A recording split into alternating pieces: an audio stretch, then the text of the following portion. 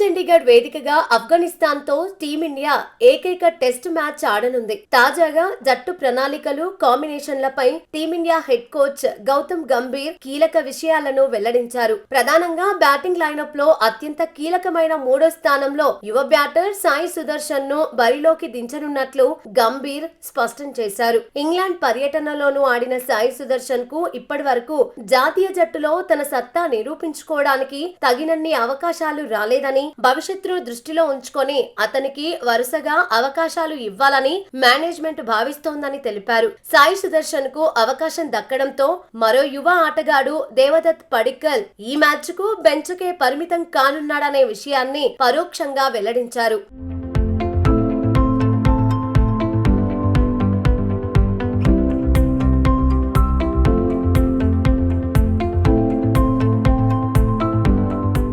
Sai Sudarshan form పై వస్తున్న అనుమానాలపై Gambhir clarity ఇచ్చాడు.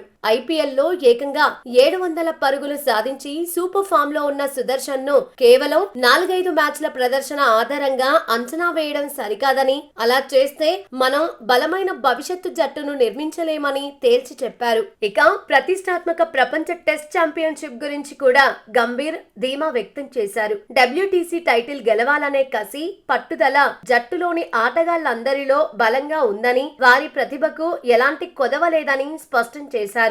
IPL ముగిసిన వెంటనే టెస్ట్ ఫార్మాట్ ఆడాల్సి వస్తోందని, సాకులు చెప్పడానికి వీల్లేదని ఆటగాళ్లకు దిశానిర్దేశం చేశారు. టెస్ట్ క్రికెట్ అనేది భౌతిక నైపుణ్యాలకే కాకుండా ఆటగాళ్ల మెంటల్ టఫ్నెస్ ను పరీక్షించే అత్యున్నత వేదిక అని గంభీర్ వెల్లడించారు.